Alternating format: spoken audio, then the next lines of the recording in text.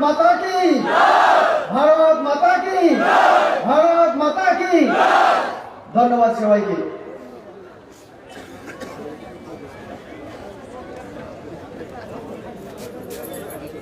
कृषि बिल বা কৃষি আইন সংশোধন করে যেটা আমরা পুরো ভারতবর্ষে লাগু করেছি তার বিরুদ্ধে কৃষকদের নাম করে কিছু রাজনৈতিক দলের মোদি বিরোধী যে চক্রান্ত তার প্রতিবাদে এবং কৃষক এবং কৃষি বিলের সমর্থনে আমাদের আজকের এই জনসভায় মঞ্চে যিনি সভাপতিত্ব করছেন আমাদের উত্তর ত্রিপুরা জেলার জেলা সভানেত্রী মলিনা দেবনাথ মহোদয়া, মঞ্চে উপস্থিত আমাদের মন্ত্রিসভার অন্যতম সদস্য শান্তনা চাকমা মহোদয়া, উপস্থিত এই এলাকার জনপ্রিয় বিধায়ক, বিধানসভার ডেপুটি স্পিকার শ্রদ্ধেয় বিশ্ববন্ধু সেন মহোদয়, উপস্থিত আমাদের প্রদেশের সহসভাপতি এবং বিধানসভার অন্যতম বিধায়ক এবং আমাদের ঊনকোটি জেলার প্রভারী রামপদ জমাতিয়া মহোদয়, মঞ্চে উপস্থিত আমাদের সুধাংশু দাস মহোদয় অন্যতম বিধায়ক, যুব বিধায়ক,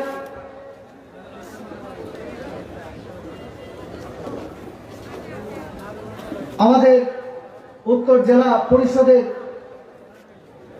জেলা সভাধিপতি বলতুজ দাস মহোদয় সহ মঞ্চে উপস্থিত সকল নেতৃবৃন্দ, বিশাল পরিমাণে উপস্থিত বিভিন্ন মণ্ডল থেকে আগত আমাদের নিষ্ঠাবান কার্যকর্তা বৃন্দ, উপস্থিত মায়েরা বোনেরা,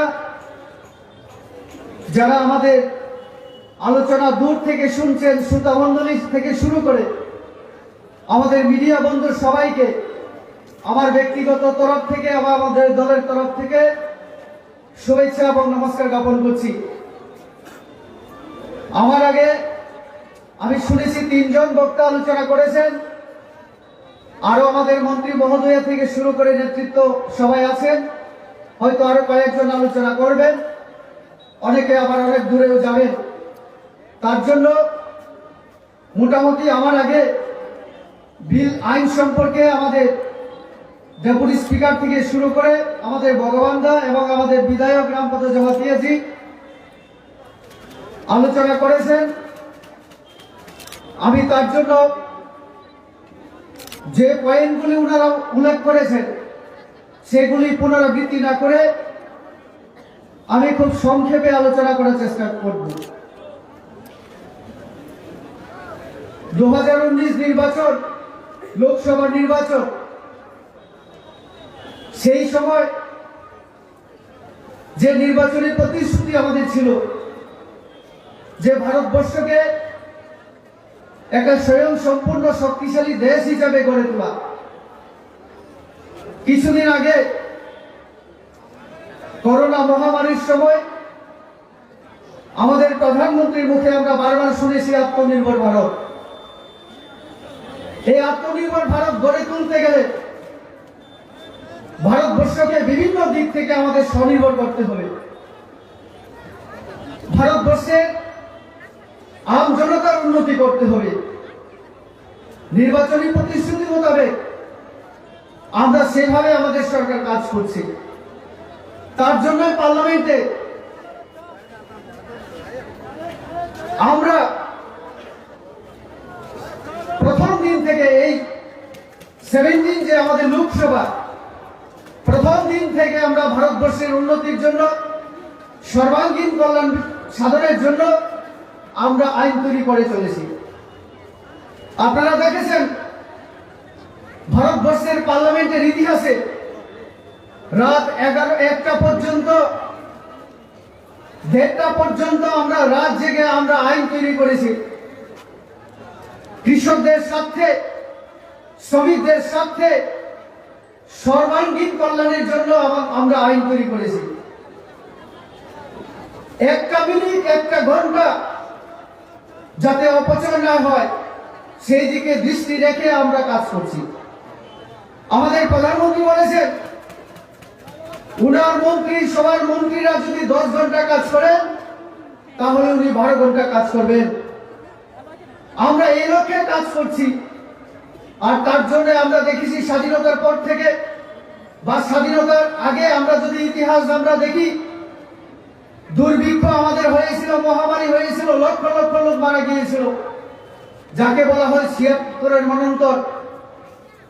দুর্ভিক্ষে লোক মারা গিয়েছিল ভারতবর্ষে লক্ষ লক্ষ, খাদ্যের অভাবে। খাদ্যের স্বয়ংসম্পূর্ণ হওয়ার জন্য একটা সময় আমাদের সরকার, কেন্দ্রীয় সরকার চেষ্টা করেছিল, কিন্তু সফল হয়নি। আমরা দেখেছি স্বাধীনতার পর থেকে কৃষকদের নামে অনেক আন্দোলন হয়েছে, অনেক আইন হয়েছে, কিন্তু কৃষকরা সেই প্রকৃতপক্ষে তারা লাভ পায়নি।